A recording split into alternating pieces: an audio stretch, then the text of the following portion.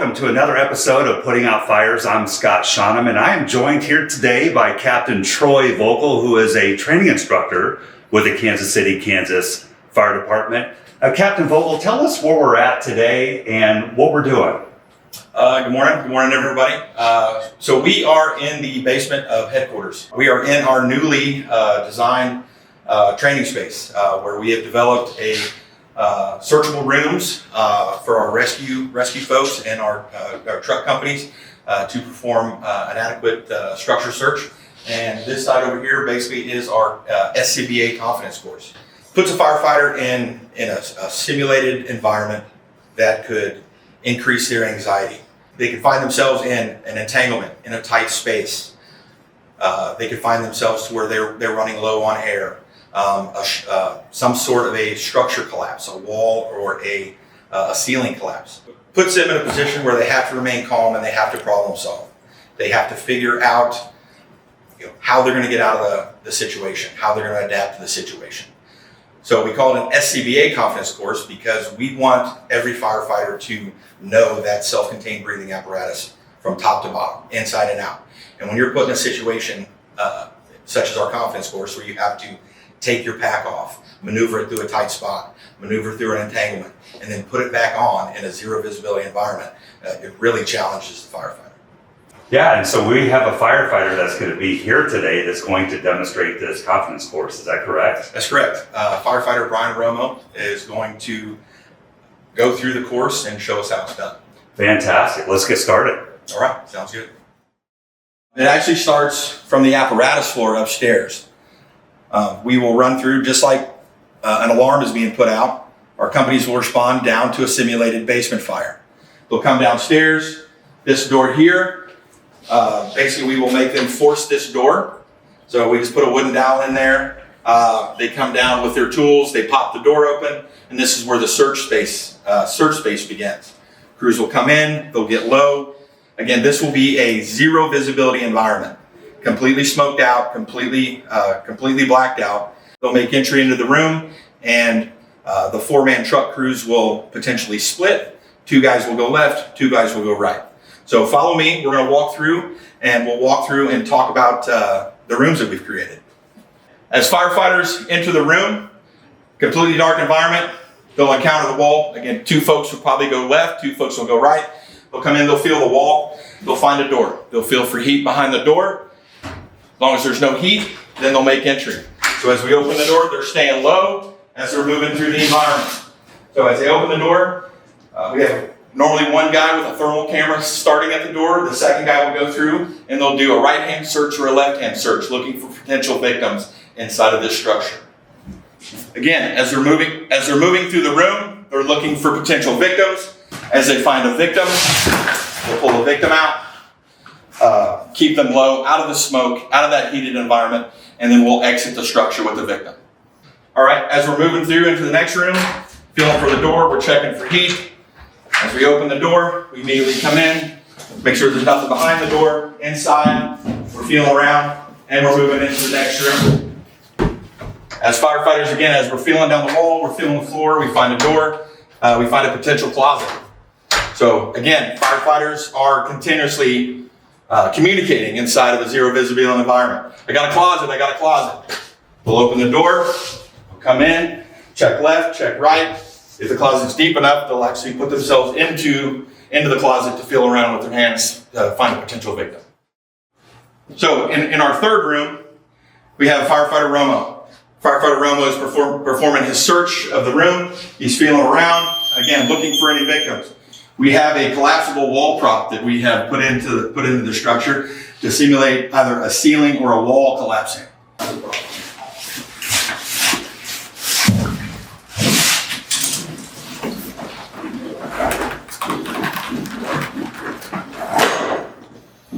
So with the collapsible wall prop, when this happens, this puts our firefighter in danger. We ask that the firefighter then call out Mayday if he's unable to extricate himself. Mayday. This is Firefighter Romo. Got lost on a primary search. I think a wall came down on me. I'm in the basement. CD side. I got 4,500 on here. Again, this puts our firefighter in a mayday situation where he needs to remain calm. He'll then call out his mayday. Mayday, mayday, mayday, firefighter Romo. I'm on the Charlie side of the structure. I had a wall collapse. He'll have to remain calm, again, call out the mayday, identify himself, which lets our fire ground operators, let them know that we have an emergency situation. So the start of our confidence course starts right here. It starts with a confined space. So it will force our firefighters to take our pack off and force it through the confined space. So again, you can see this is a pretty tight spot. He's not going to be able to fit through with this pack.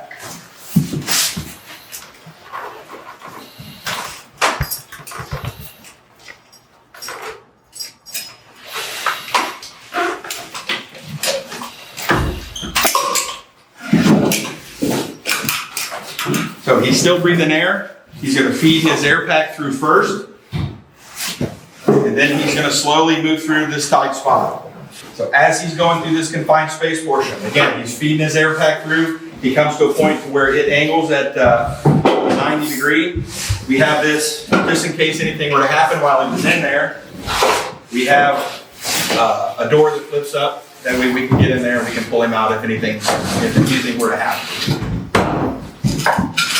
So as firefighter Romo is coming out of the confined space, again, he's feeding his pack through. Once he gets there, he's going to put his pack back on. Again, remember, this is a zero visibility. This will be a zero visibility environment that he is doing this. He's going to make sure all his straps are tightened and his buckles are tightened. Make sure his air is still adequate, and we're going to move on into the confidence course portion. So he's completed the confined space portion. He's moved up the stairs. Now he's to the entrance of the course. So keep in mind that we developed this course to be extremely challenging. So again, zero visibility environment. He's feeling his way up the stairs. He finds that there's an entrance that's draped right here, and then he makes his way in. Go ahead and make your way in. The whole time he's staying low. Again, out of the smoke, in that cooler environment. So as firefighter Romo enters the room, again, he's staying low. He's feeling around the walls. He comes to a section of wall that is either broken out or we have developed for him to breach the wall. So what you see here is our wall studs that are 16 on center. So with all of this gear on, there is a way that a firefighter can fit through wall studs 16 on center. Ryan, would you demonstrate? So he's going to put his SCBA into the wall studs. You can sit back and then use a swim motion. One arm through, the other arm through. Then he's going to pull his way through.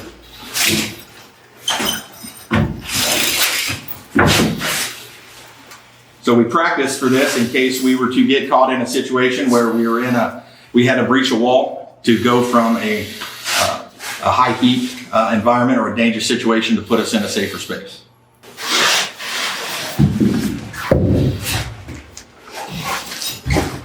Brian's going to make his way through the triangular opening in the wall. He's going to sound the floor, feel the floor as he's going through. He's going to make his way through a series of cross braces, maneuvering his body, manipulating that SCBA bottle to fit through. He's continuing through tight spaces where, again, he reaches a couple of studs. You find a couple of entanglement wires hanging for potential entanglement. I'm going to continue staying low, maneuvering him.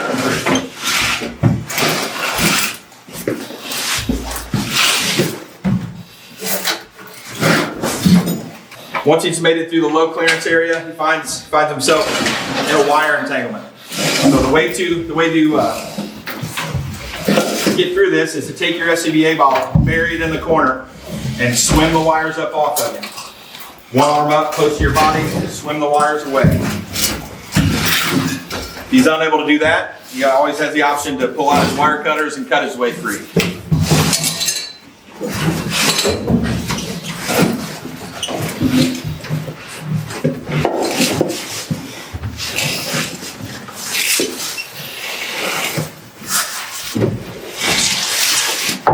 So here, firefighter Romo has found himself, he's pushed past the wires and he's found himself into a dead end.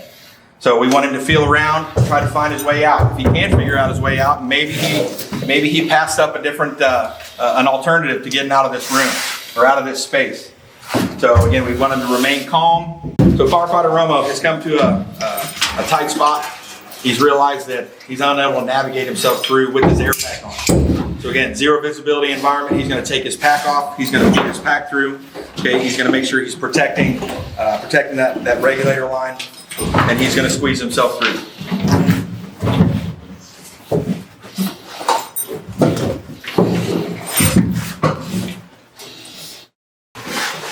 Making sure he's in constant contact with his SCBA.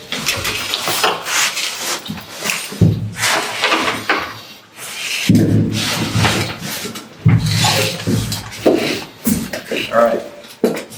So once he's gotten to a spot where he has some space, he wants to put his pack back on.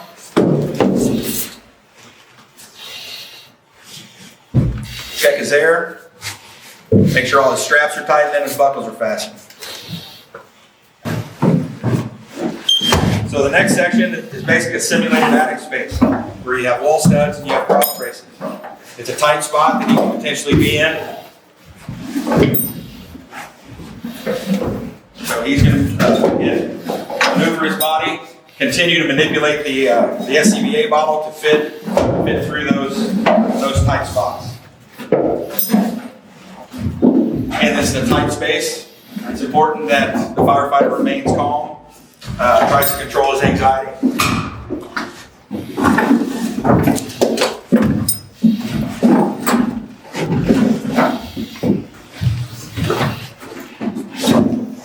So as he's made his way through the attic space, again, he's gonna stay low, maneuver his body, continue to keep contact with the left wall, and try to find his way out. So once firefighter Romo continues in, he's feeling around, looking for a way out. He's feeling all the walls around him. He can't find a way out. He reaches above.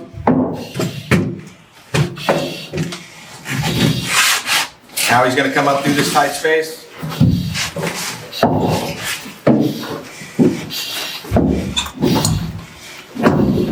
Up through the rafters into a simulated attic. So he's making his way through the attic space. He's sounding the floor to making sure it's not soft, spongy. But once he's come through the attic, we have a simulated floor prop that will collapse. So Brian, go ahead and go up. So we asked him to go up, sound the floor, nice and slow. Stay straight. Stop. Once the floor falls out, we ask the firefighter to now call a mayday. Mayday, mayday, mayday. Firefighter Romo. Pumper 1. Went in on the hose line. The floor gave out below me. I'm in the basement, CD corner. I got 2600 on air. Copy your mayday, firefighter Romo. I understand you were separated from the hose line. You fell through the floor into the basement. You're on the Charlie Delta corner. How much air do you have left in your bottle? 2500. 2,500. Okay, remain calm. Remain calm. You've got a company on the Charlie side, outside the window, that will spotlight a light. If you're able to extricate yourself, make your way towards that window. Copy that. Self-extricating. So after he's collapsed, he's realized that he can get himself out. He'll spotlight the window. He makes his way over to the window, and then he will self-extricate.